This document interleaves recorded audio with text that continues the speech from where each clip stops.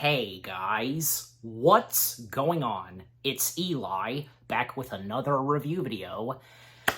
And guys, we have now come to the end of the Planet of the Apes review marathon, with one more ape film for me to review. Yep, that's right guys.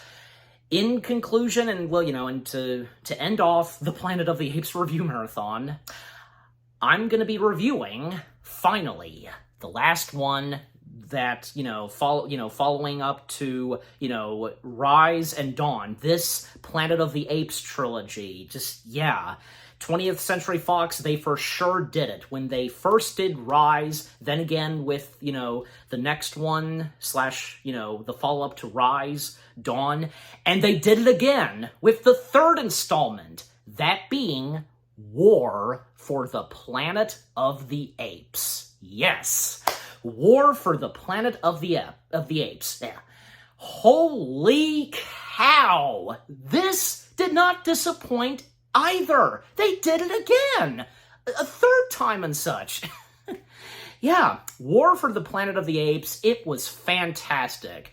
I think for a lot of people, and from what I've heard, they would cite War being, the best one out of the first two. Well, nothing against, the first two, because Rise and Dawn are fantastic. The whole trilogy is fantastic. And this being the last installment, and, War being the last Planet of the Apes film that 20th Century Fox would do for a couple of years, because, yeah, especially since sometime later on, 20th Century Fox would possibly, and slow but surely, become a part of the Disney family. So yeah, I think that was probably another one of the reasons we didn't get a new Planet of the Apes movie for quite a while, probably because of that. And I think the same went for the Alien franchise, I'm pretty sure, yeah.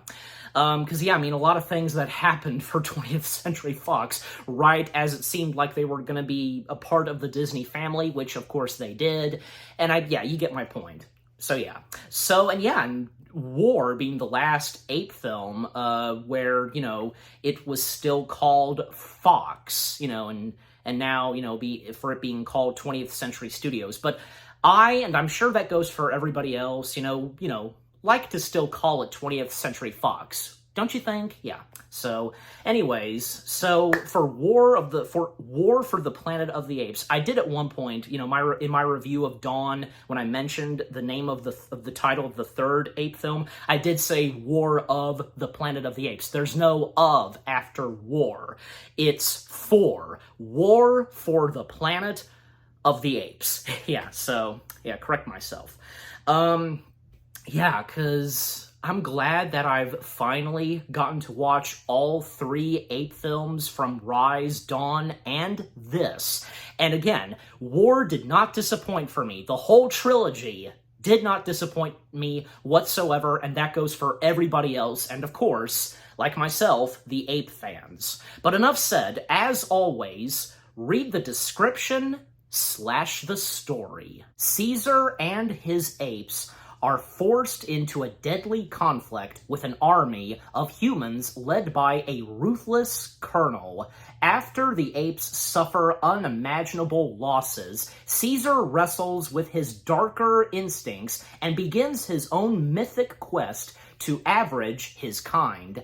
As the journey finally brings them face to face, Caesar and the colonel are pitted against each other in an epic battle that will determine the fate of both of their species and the future of the planet. All right, here we go.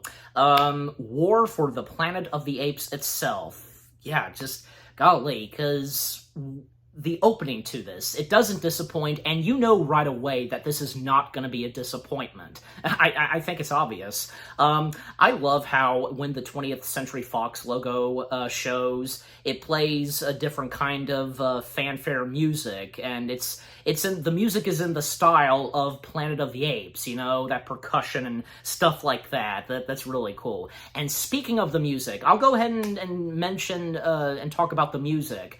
the music and score being done by the one and only Michael Giacchino, who also did the music and score for Dawn. And I actually forgot that it was him that did the music and score for Dawn, as well as this. And I forgot to, mention him and put a text, for my review of Dawn, so I apologize for that.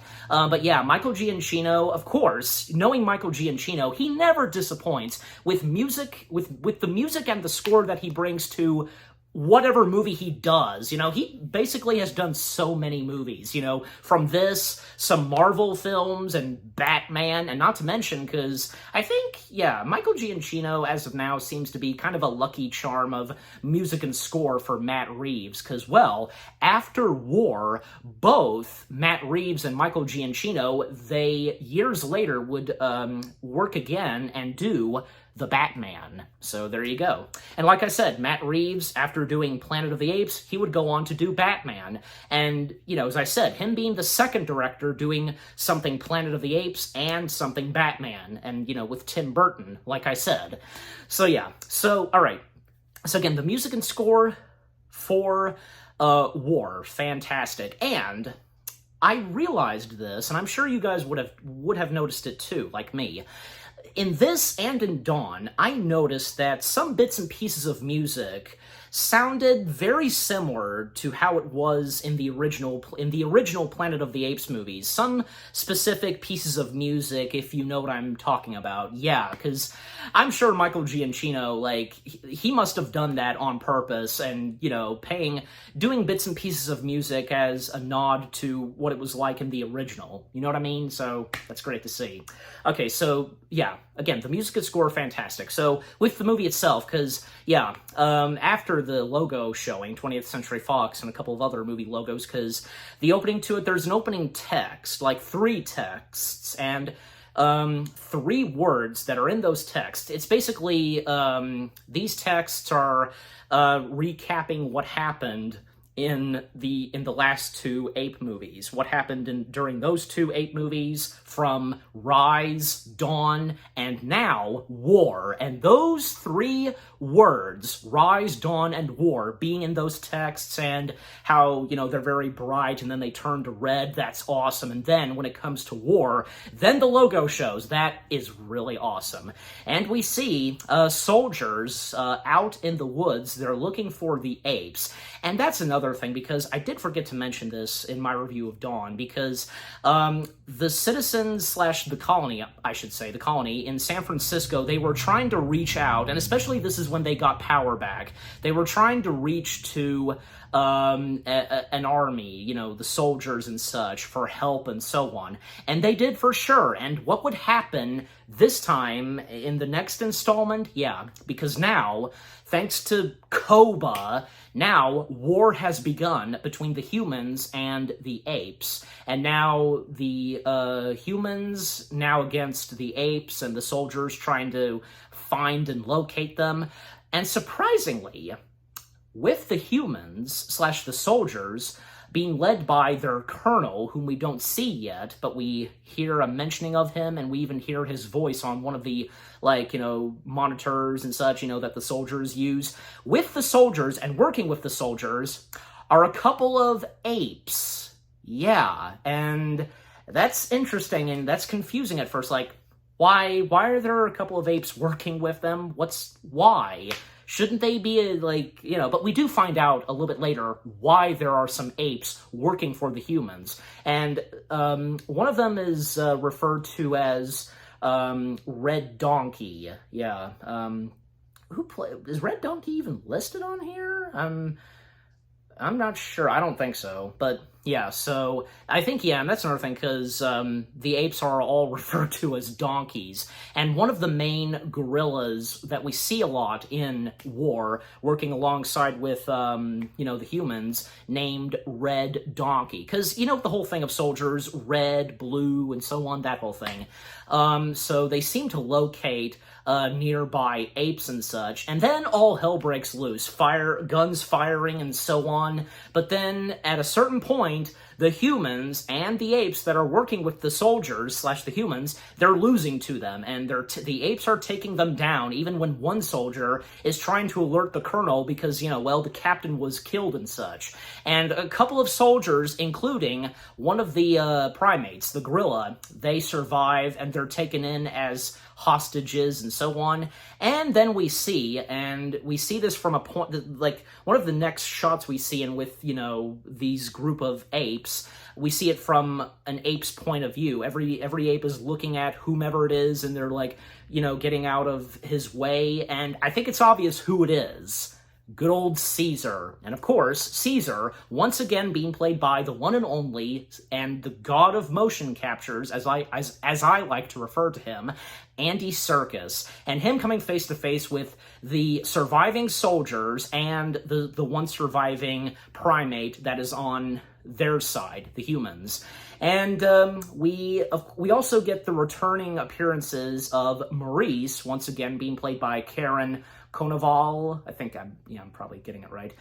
And Rocket. Yeah, we don't see Rocket yet. My bad. But a new primate that we see named Winter, this white albino gorilla, obviously, being played by Alex Panuvic. I think I'm probably saying that right. I'm pretty sure his full name. Again, you know me sometimes. So he's one of the new primates that we see in war.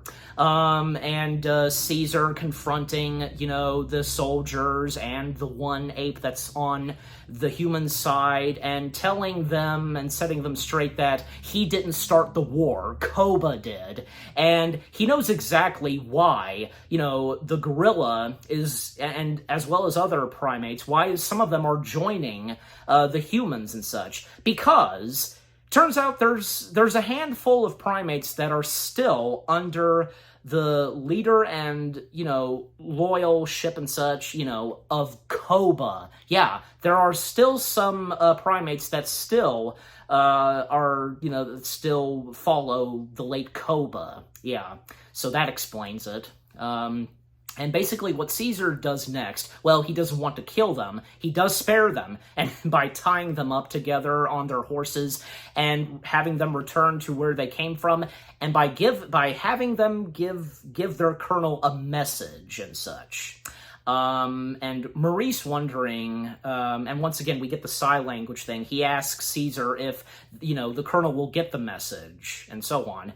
And apparently, because the one gorilla that on the side of the humans didn't go back with them, he was still under hostage, but it turns out he escaped, and Winter proves this. Like, we can tell because he was beaten up and he's got blood around his fur, because the one ape that's not on their side left and such. Because the apes, they're still in the woods, and the thing is, they are trying to find a way to, pardon my French, get the hell out of the woods, basically, because of the situation that they're in, and find a new safe home where they can relax and no trouble will come to them. And also, mentionings of Koba and how Caesar tells Maurice that Koba still haunts, everybody, including him.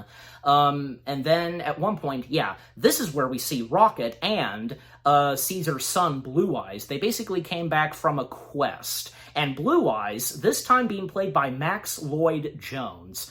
Basically, they came back from this quest that they were doing, and we find out they were searching for a new home. And then we see them make their way to one part of the woods that they're hiding in and such. It's behind a giant waterfall, and we once again get the appearance of Caesar's wife, Cornelia, once again played by Judy Greer, and Caesar's second son, Cornelius, and Cornelius being played by, where was she? Yeah, Cornelius being played by Devin Dalton. Yeah, and Devin Dalton doing the other two Planet of the Apes films, Rise and Dawn. So yeah, she plays Cornelius in this one. And we also see, and I was having a feeling, and yeah, sure enough, because, because Caesar, tells his son that, someone here to see you and so on. And that is Lake. And Lake being played by Sarah Canning. Yeah, Sarah Canning. And, I obviously, Blue Eyes' his girlfriend. And I don't know, I mean, the movie doesn't really establish what their relationship is. Like, obviously they are in a romantic relationship. Like, soon-to-be fiance, wife, whatever. Again, the movie doesn't establish it. All we know is that, they're mates and they're in love and such. Yeah, and that's good to see, Blue Eyes finding a mate for him. That's good to see. And so, yeah, Blue Eyes and Rocket, they tell Caesar and all the others about this location that they found, which can be their new home and where no trouble can come to them. And it's in this desert. And, yeah, Winter kind of doubting this a little bit and such, and Blue Eyes assures and sets Winter straight about all this and such of, being afraid and so on. Yeah. So it seems like, yeah, they are hopefully going to succeed getting out of the woods for sure this time and, finding a new place to live where they can finally settle down and relax and no trouble will come to them whatsoever.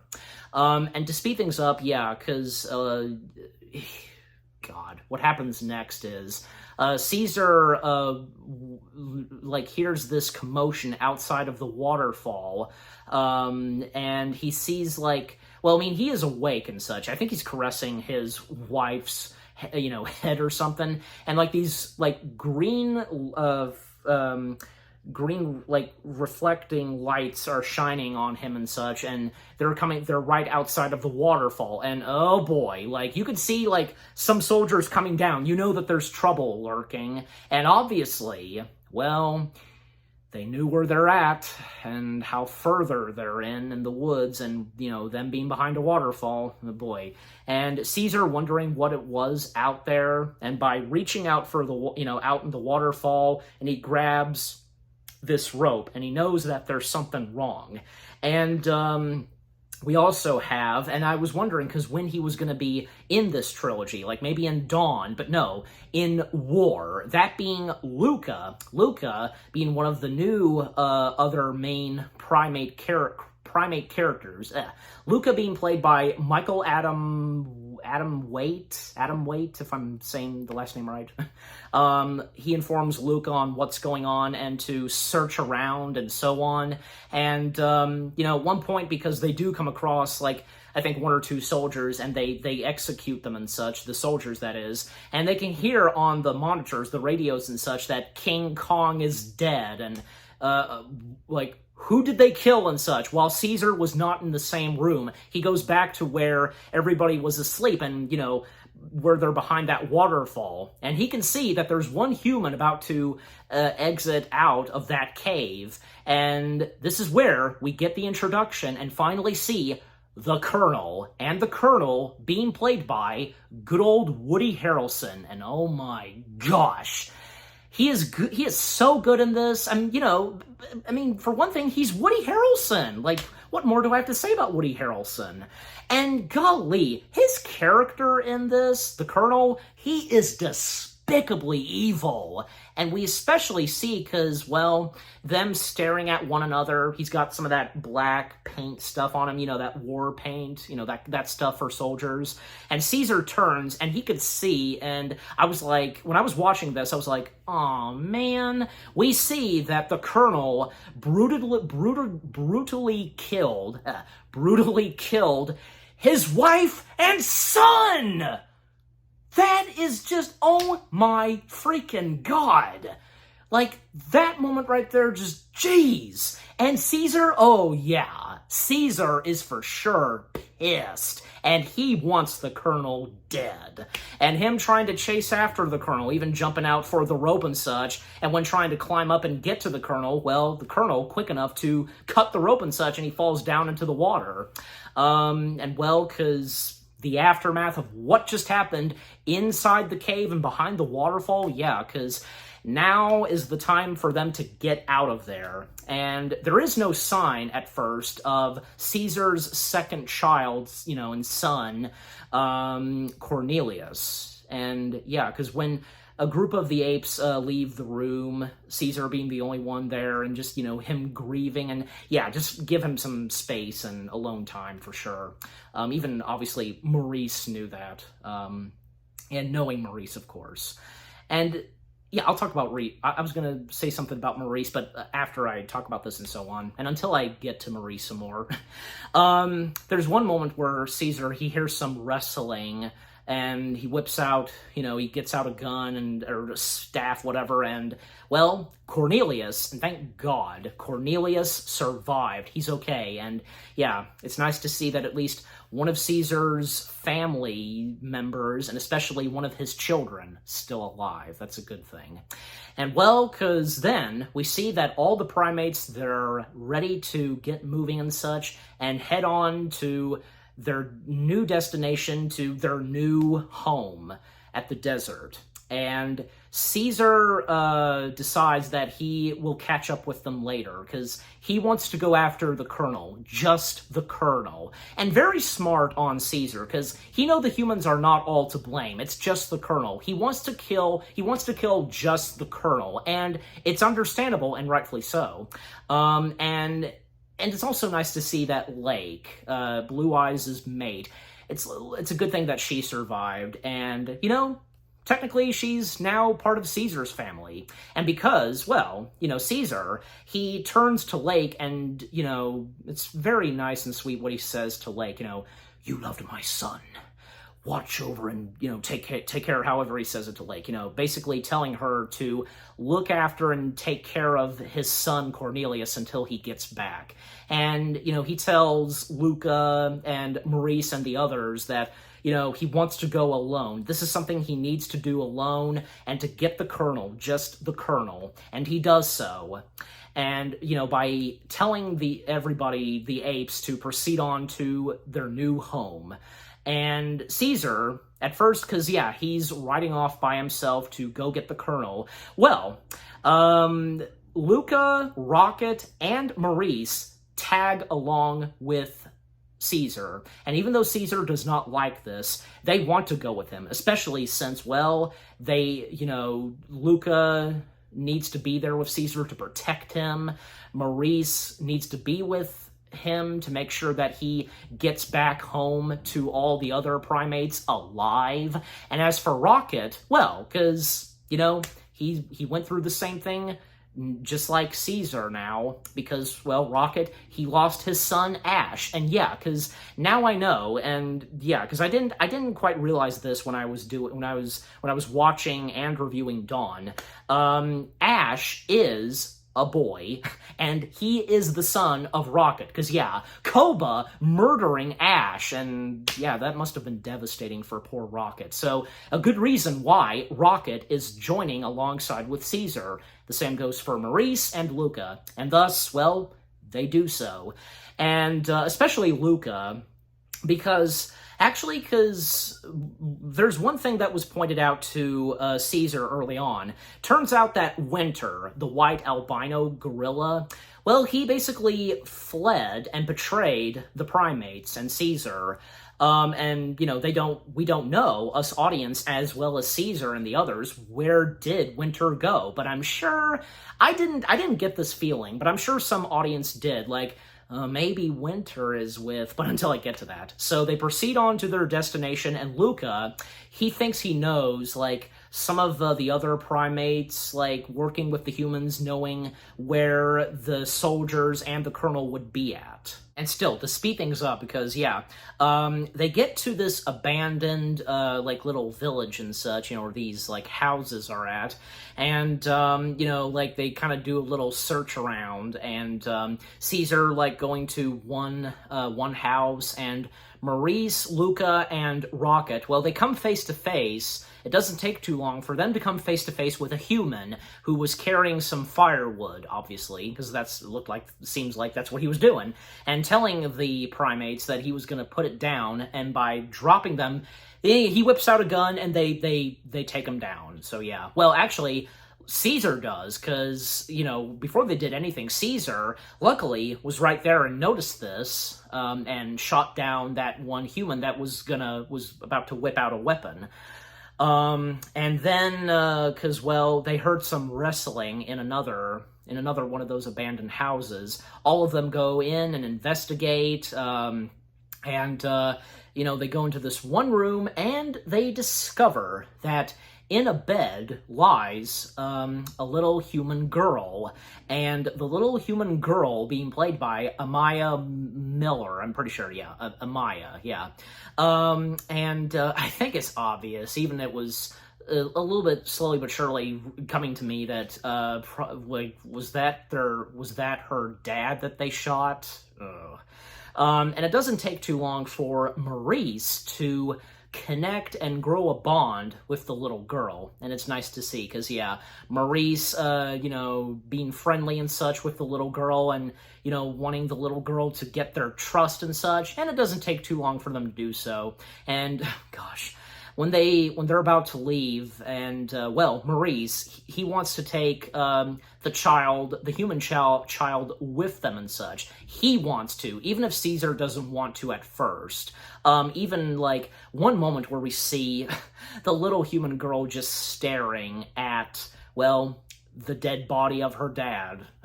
Jeez.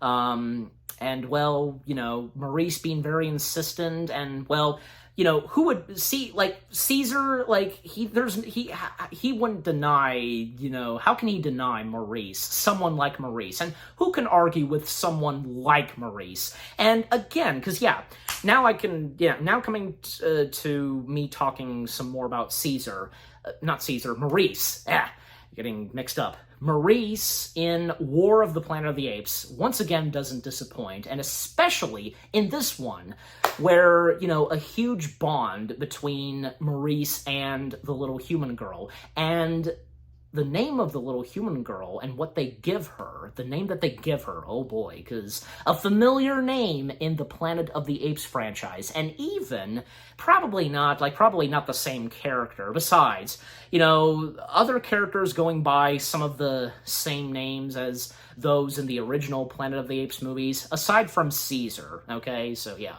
Anyways, so, they take the human girl with them, and, there's one moment where they're resting for the night and at a campfire, and, well, because Caesar, at one point, because he starts seeing, like, in front of him and at the, you know, and at the campfire, something that he's looking at, and it's, you know, facing right at him, and it turns out to be, and when the camera, you know, then stops being blurry and such, and we see who it is that Caesar is looking at and is surprised to see who it is, it's Koba.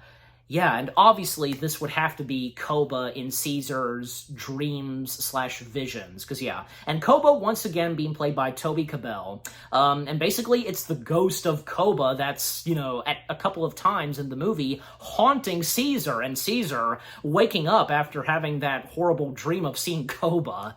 And so, yeah, and continuing on to speed things up still, because still, them trying to find where the Colonel could be, and they do know of the mentioning of this border where supposedly the Colonel is. And actually, because they do at one point find a nearby campsite where some of the soldiers under the command of the Colonel are resting for the evening. And it turns out they discover that Winter is working alongside with them. He's now joined the soldiers, and they do confront Winter. Oh yeah, they for sure do. And, well, they get information from Winter, little of what he knows, and with the Colonel, and where the Colonel is at. And Winter tells them that he's up north, and he doesn't know exactly, like, any more details and such of the Colonel and so on, and his whereabouts up at the north.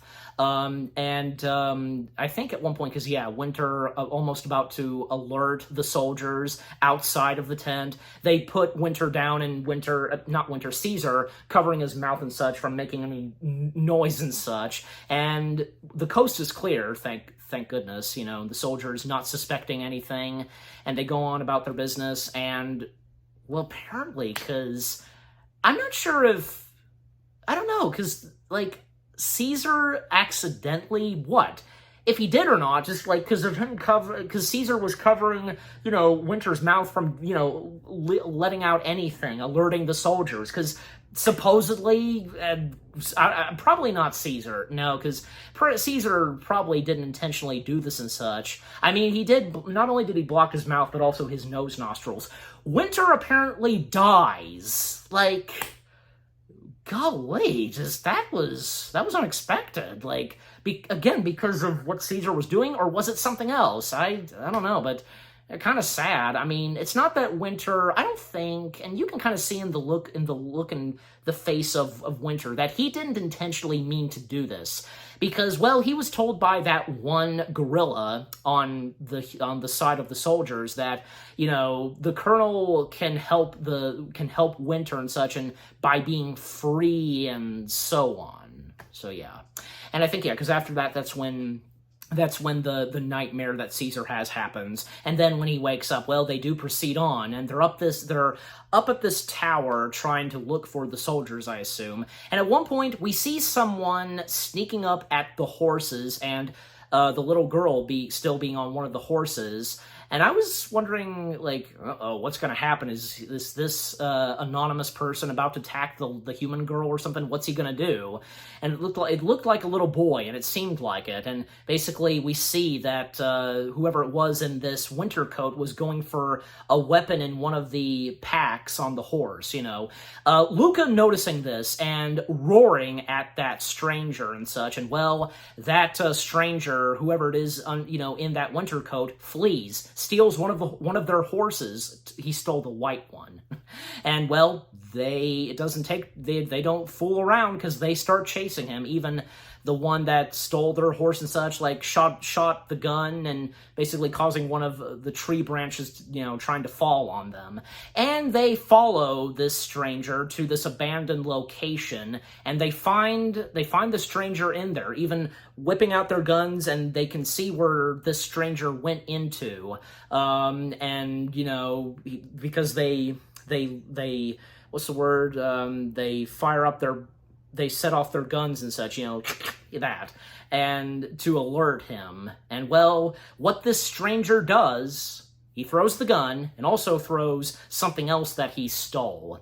He comes out, this, and then he lifts his head up, and it turns out to be one of them, a primate, an ape and such, like a naked ape, basically. And I believe it has to be him, right? Let me see, because oh, okay, here he is, yeah, Bad Ape. Okay, yeah, because that is the name of that character, Bad Ape. That's what he calls himself, even when he says, Bad Ape, yeah, that's his name, Bad Ape.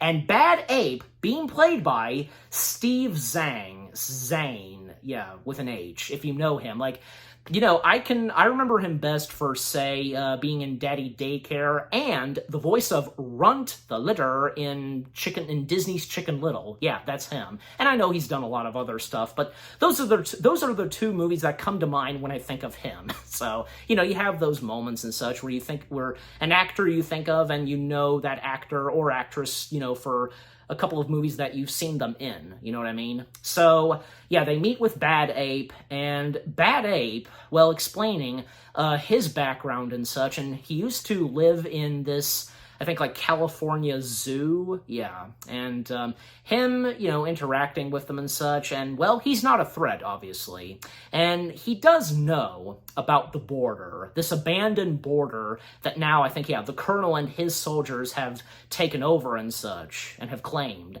and Bad Ape, like, not really wanting to do this at first, but he does, of course, do help them out later on, and when they have to disembark. And so there's even a moment between Caesar and Bad Ape, because, I think, yeah, because Bad Ape, shares a lot in common with Caesar as well, having a child as well, but Bad Ape losing that child and such.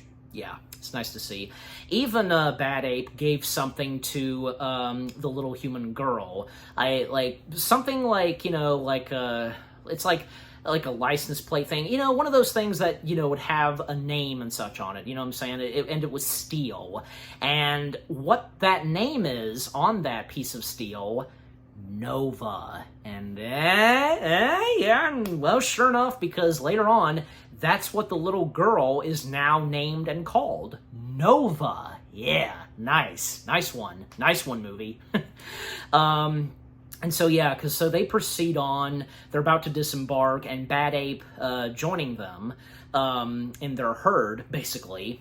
And there's one moment, a very sweet moment, and I remember because this was in the trailer, because outside of that abandoned building that Bad Ape resided at, there's like this pink flower tree and such, blossoming and so on. And also, mind you, that where they travel at and finding the Colonel and up north and such in this border, well, most of this film, and just like how it is in the posters and such, well, winter time, because yeah, this movie taking place and with the locations, a lot of winter in this. Nice.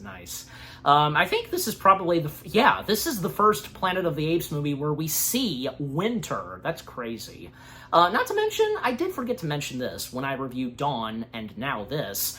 Dawn and War being the first two Planet of the Apes movies to be 2 hours long. Now, Rise was 1 hour long, but for Dawn and this, 2 hours long. These being the first two Ape movies, Dawn and War being 2 hours.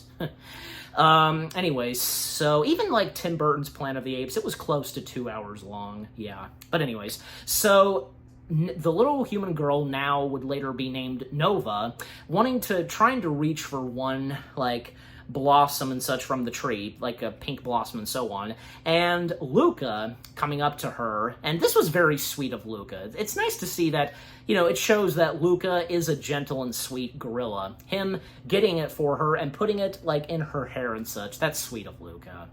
And then, at one moment, Bad Ape comes out, because they're about to leave, and Bad Ape, well, he's got different clothing on, like a blue winter jacket and so on, and a beanie, and he does that. That's funny.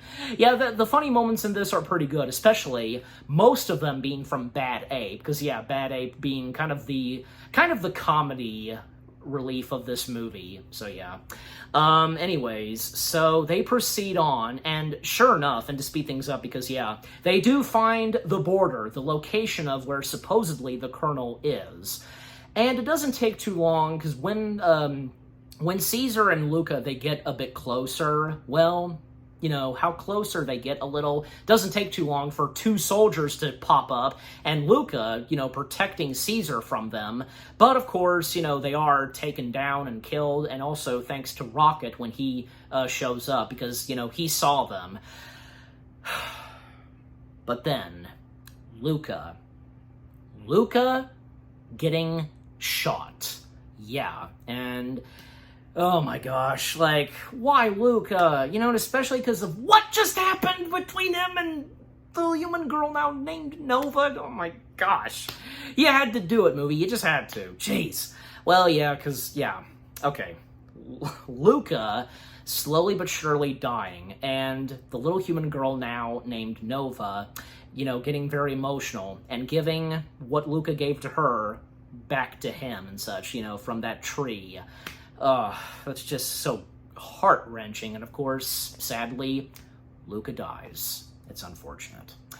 And now it's just them, and well, because after Luca died, because Caesar being more upset, and one thing he says, they are to blame and such, and Maurice telling Caesar that he's sounding like Koba. Yeah, he's starting to sound like Koba, and he shouldn't.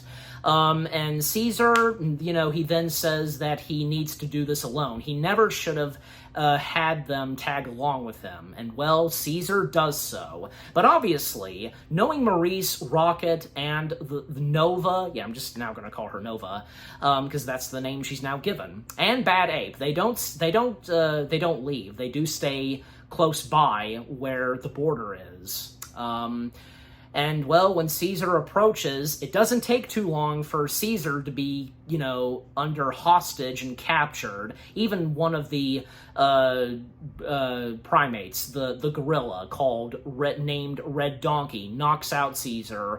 And then him being brought inside the border, and that's when he comes face to face. He comes face to face with the Colonel, finally. Yep, fully this time. And, yeah, because the Colonel interacting with Caesar, and Caesar, telling him that he's come for vengeance and has come for him. And he tells and informs the Colonel that he killed his wife and son. And, well, the Colonel had no idea. He even apologized to Caesar. Well, okay, but the damage has been clearly done, dude, okay? So, and we know that you're very evil. You're a bad man. And it turns out, Caesar being taken in his cell, yeah, turns out all of the primates who were supposed to make their destination to their new home in the desert, they were all captured! Because they came out of nowhere. The soldiers came out of nowhere and captured all of them. And now they're being tortured and used as workers for them.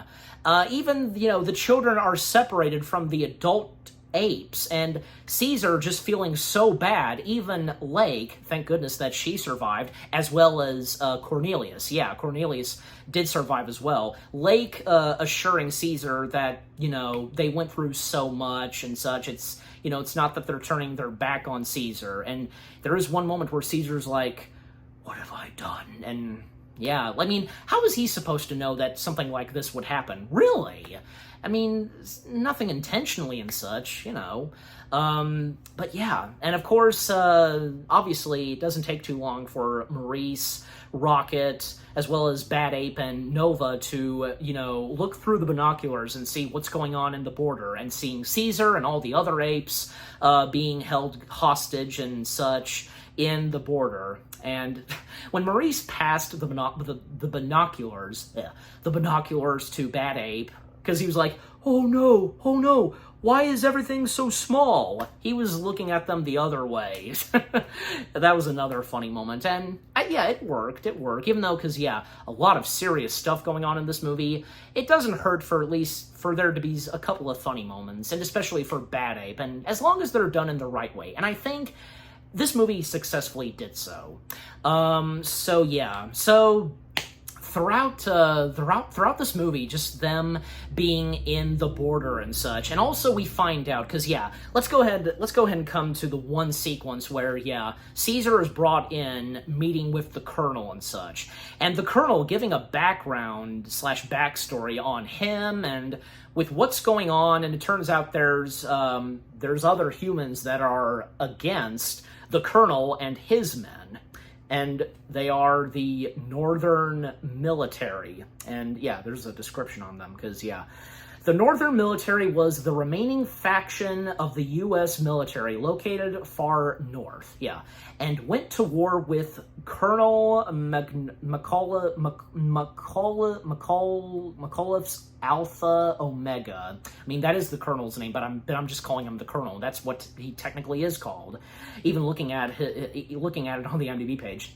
Yeah, the Alpha Omega Division for the third act of war. Yeah, so yeah, the Colonel mentioning about the Northern Military and such, and how soon and whenever they come, they will come and attack the Colonel and his men.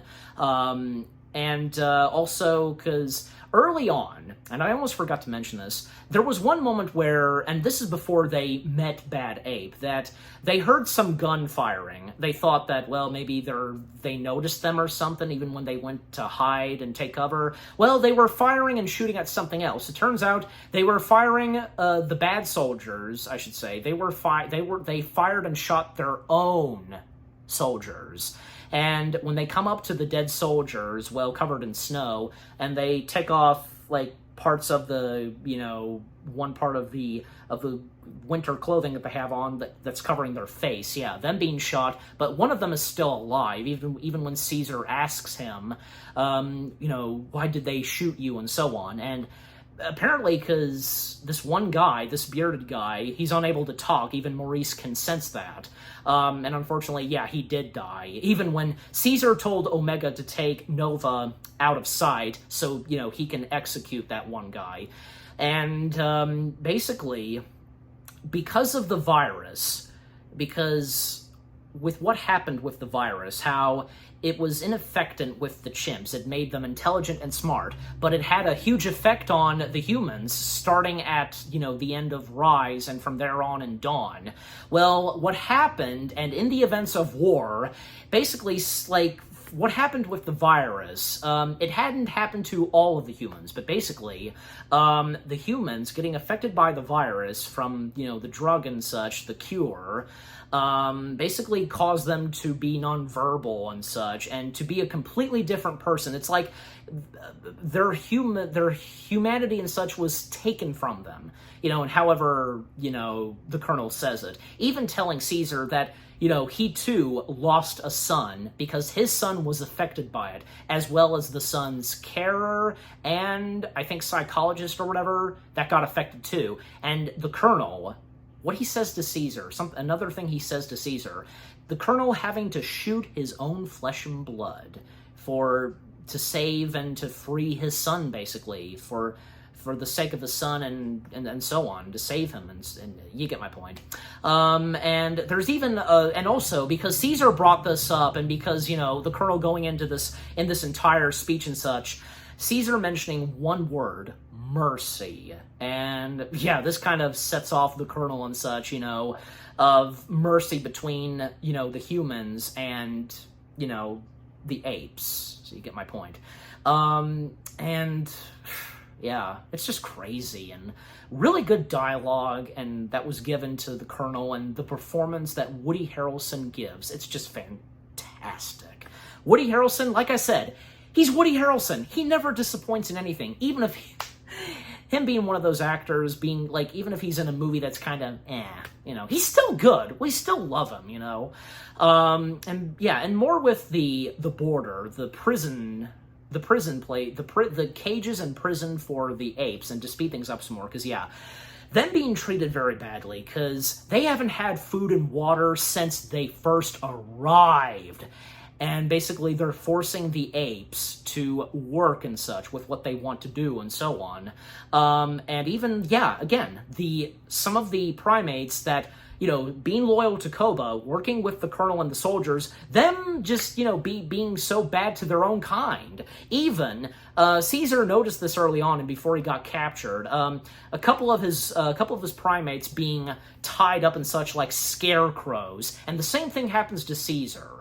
And even Caesar kind of standing up for himself and all the others, confronting the Colonel, but, the Colonel, because he's not putting up with anything. He's not messing around. And even when Caesar, a couple of times, saying to the Colonel that they need food and water, but he doesn't care. He wants them to still work. Even when Caesar is this close to getting shot in the head, and when Caesar is refusing to tell his ape people to continue working. However, Lake standing up for Caesar by lifting up a giant rock and such to show that they'll get back to work. And a little bit later, because yeah, the Colonel does allow the apes to start to drink and eat. Yeah, and there's even one moment where another vision that Caesar has while he's still tied up. Because yeah, like I said, him being tied up at a certain point, and basically, the Colonel does say that if he's still alive while still being hung like a scarecrow, then he'll work like the others. Caesar had a vision seeing Koba once again, but then it changed to for it actually being the Red Donkey, the gorilla being called Red Donkey.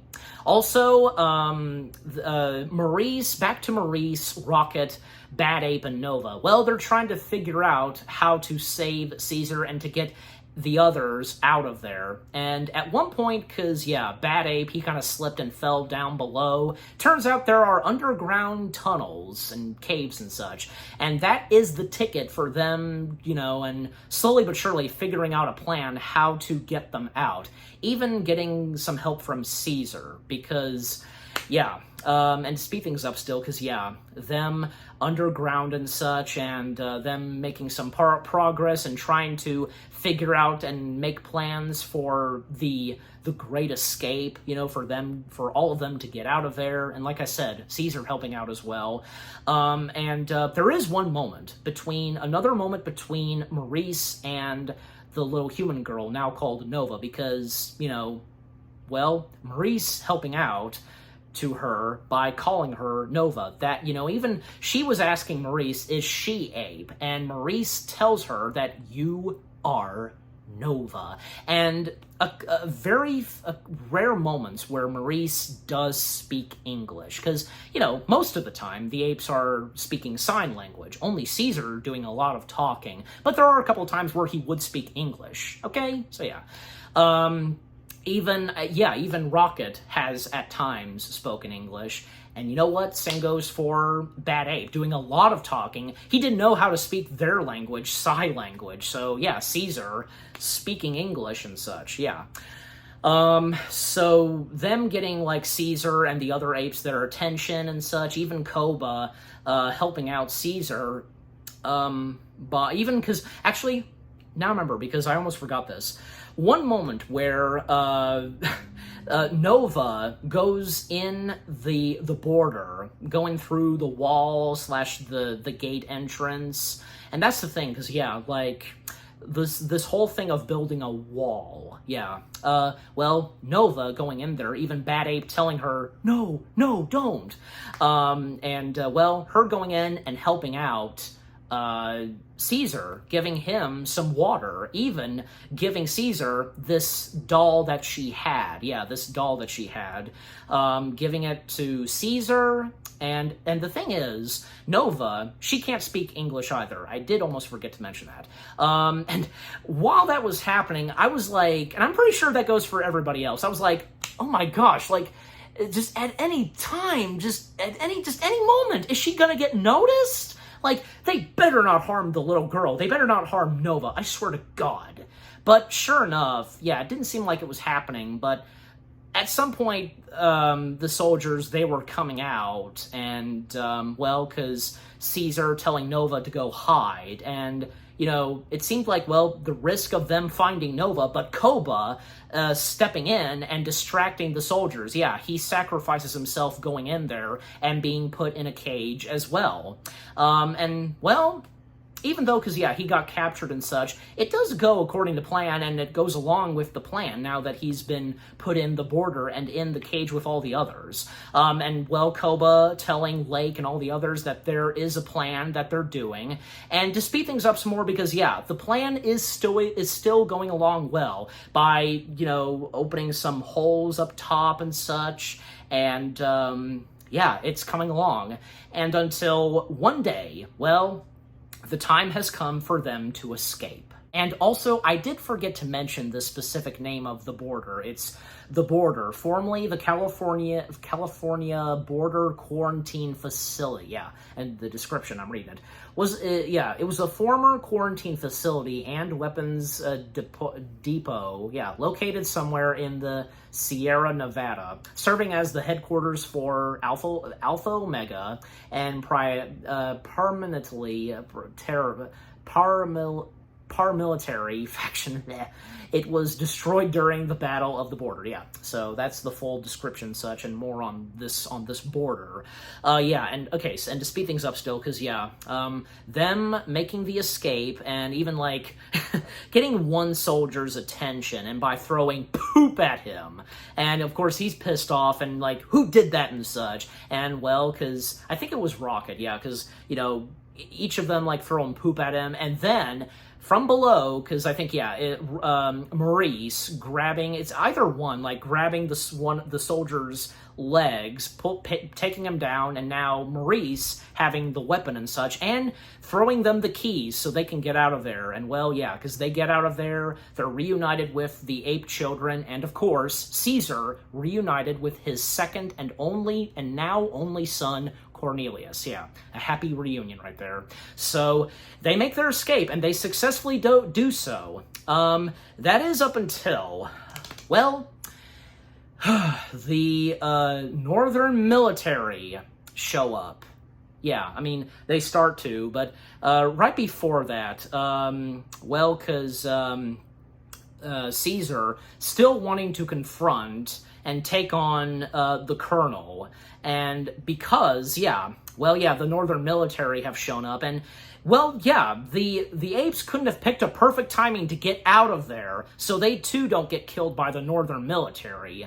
Yeah, so perfect timing that they got out of there, but there are still some that, you know, haven't gotten out of there yet. And, well, because with, you know, the Alpha Omega, you know, obviously that's what they're called and what I read, under the command of the colonel, them of course attacking the northern military, and they're wondering, and yeah, we're wondering it too as well at first, where is the colonel? Like, he's not showing up or anything like that. And Caesar, well, going into the colonel's headquarters where he's staying at, and we see, because on a table, we see, like, part of, like, the face of an ape skull, and we see, like, some liquid that is on the table, and a picture of, obviously, it's the colonel's son.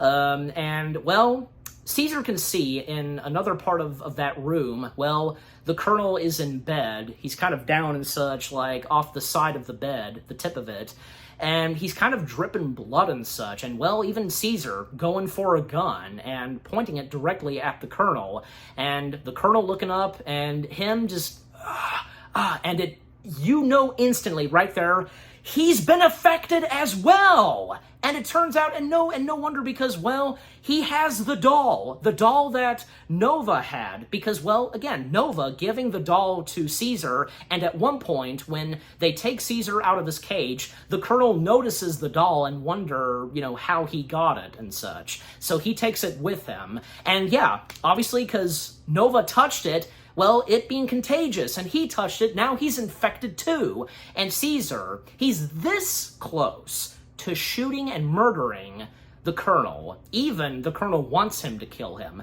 but Caesar just having this look, this grinning look, but then it all goes away because he realizes that if he does this, he'll really act and be like Koba, and he doesn't want that. He realizes that it's not the right thing to do, and because, you know, Caesar really not wanting to kill humans, as it's been in the first two. And besides, you know, I did forget to mention this because, almost forgot to mention it, that is, early on, because, you know, him not starting the war, and the only reason that him and the primates are killing is because he'll do whatever he can and whatever it takes to keep his family and his fellow primates alive and to survive. That's one exception. So yeah, Caesar, he realizes that he can't kill the colonel, but what happens next is, should have seen it coming, the colonel, he takes the gun, and, well, he kills himself. Yeah, he kills himself, which was acceptable, because, you know, him being infected, and why would he want to live like that? So yeah, the colonel is done for. Kind of sad, but at the same time, you don't really root for him. Definitely not, so. And so Caesar, attempting to get out of there, of course, and even some of the apes that have most of them that still have not gotten out of there, they're still running and getting out of the prison, the border, that is, well, they are spotted, and, well, the Alpha Omega, the soldiers, they fire upon them, and there's even one moment, like, each of them, the Red Donkey, the gorilla, being called Red Donkey, and Caesar, they're seeing that their fellow primates are getting shot and murdered, and you can tell, and even with the music, Red Donkey is starting to regret this. Even a couple of times early on when Caesar was trying to talk and convince Red Donkey, who he should really choose to be with, which side he should really pick. And, the chance that he might not survive, even though, because the Colonel, kept his word on them and such, you get my point. And the Red Donkey just, again, slowly but surely starting to realize that, this is bad and maybe he shouldn't be serving them anymore.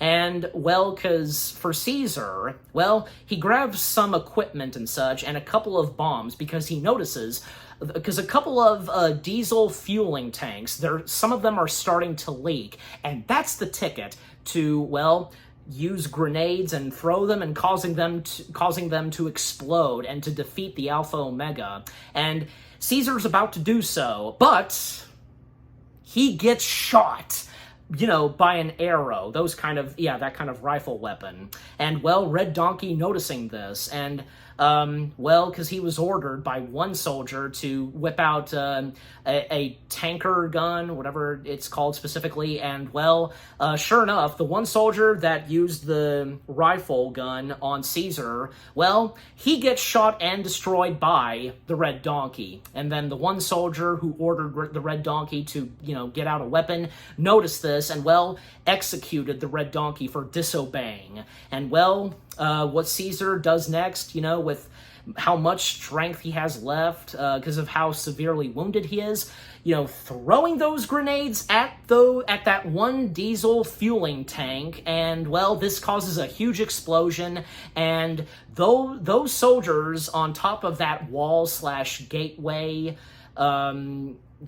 they are killed by this giant explosion. However, there is one more diesel fueling tank that is leaking, and it's about to explode too. And when it explodes, the entire border gets destroyed as well. Just holy cow.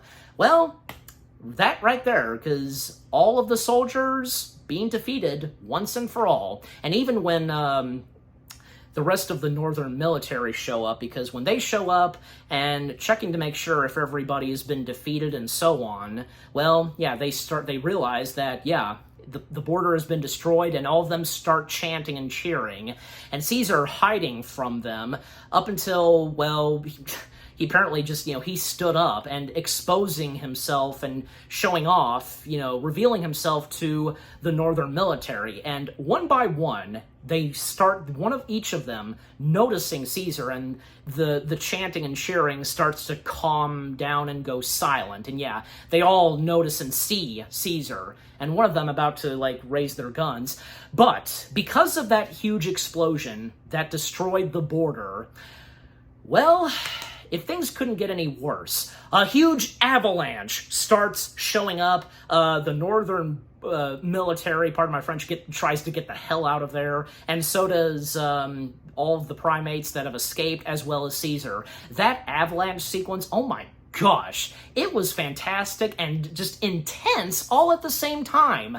But in the end, when the avalanche is over, of course, Caesar, as well as all of the primates, they all survived. Of course, as well as Maurice, Rocket, Bad Ape, and the human girl Nova. Of course they survived as well. And, well, yeah, they're all back together, and thus they proceed on officially to their destination, to their new home in the desert that Rocket and the late son of Caesar, Blue Eyes, they discovered. Yep, they finally make it there. And now they can settle down and relax. And, well, because, start to build a new, village and ape city, I guess you could say, in this desert that they now reside at. And, yeah, the last sequence in this movie, because, well, Caesar being happy that, everything is okay now with him and his fellow primates. But sure enough, because should have seen it coming, Caesar, him still being severely wounded, and Maurice noticing this, and Maurice once again speaking English to Caesar, and, well, Caesar as well. And Caesar assuring Maurice that the apes are stronger with or without him. He assures Maurice that the future of the ape society is good, and nothing bad will happen as long as nothing bad happens, and if nothing comes near their new home and location. And, you know, a close-up shot of Caesar where, you know, a tear comes down, and, well, sure enough, Caesar sadly dies, and, you know, just him like that, and, yeah, Maurice getting upset, you know, of Caesar dying, and, of course, you know, the other apes and, you know, Nova as well, them noticing that, you know, Caesar has died. In the camera, because the camera pans up right as all of them notice that Caesar had died, and when we come up, when the camera pans up to a shot of the clouds, I feel like, yeah, I'm pretty sure, because a couple of clouds make the form and shape of an ape. Probably Caesar, obviously. And that's how the movie ends. And the credits roll. Oh my gosh. And pardon my French, what a hell of a way to end off War for the Planet of the Apes. Sorry, War for the Planet of the Apes. Yeah, again, pardon my French, that was one hell of a way for that to end off. Just on a happy and sad note. The sad note being Caesar dying. Like, oh my gosh. But on the happy note, because they're now safe and sound, and the future is looking good for the Ape Society, at least for now. War for the Planet of the Apes. Wow. Just wow. They once again did it. Like I said, 20th Century Fox once again did it a third time, making another fantastic Planet of the Apes movie in this new Planet of the Apes installment that started with Rise, and from there on, just, yeah, from Rise, Dawn, and War, 3 fantastic Planet of the Apes movies that, you know, that nobody had seen in quite a while. You get my point. The story for War was fantastic. The characters and, you know, old familiar faces and with new faces and the new antagonist, the locations, and the fact that most of the film taking place in the winter, the intenseful and climactic moments, the action, the music and score, the funny and emotional moments, and the serious stuff and such, and the shocking and just surprising moments. Everything about War was fantastic. Again, it did not, and it for sure did not disappoint. And I'm giving War for the Planet of the Apes 10 out of 10 stars. Yes, 10 out of 10 stars for War for the Planet of the Apes. And what about you guys? What did you think of War for the Planet of the Apes itself? Is it one of your favorite Planet of the Apes movies? I'm pretty sure, yeah. And, you know, no hard feelings, of course, on Dawn and Rise. You know, all 3 of them are good, but, you know, is this your favorite out of the first 2? You know, did you enjoy what this Planet of the Apes movie had in store with the storytelling and with the characters, the funny and emotional moments, the shocking and the climactic, just everything about War and what I've had to say. And what did you think of my review? Leave comments and give this review video a like, as always. And so, with all that being said, thank you very much for watching. I hope you guys enjoyed my review of War for the Planet of the Apes. More review videos are on the way. They're going to be awesome. Keep looking forward, and I'll see you guys in the next video/review. And with that being said, the Planet of the Apes review marathon has now come to a close. Yeah, it's been a lot of fun for me to, you know, go through and review all of the Planet of the Apes films from Beneath and ending with War. And I gotta say, aside from the original / the first from 1968 and Tim Burton's Planet of the Apes, all the others I finally got to watch for the first time. I know. Well, and especially because now, you know, because of, you know, having done the Planet of the Apes review marathon, I'm glad that I've finally got to watch the entirety of the Planet of the Apes franchise from old to new. And yeah, it's been a lot of fun, like I said. It's been a lot of fun, and I can't wait until the next review marathon. So again, thank you very much for watching. Take care, and until Kingdom, peace out.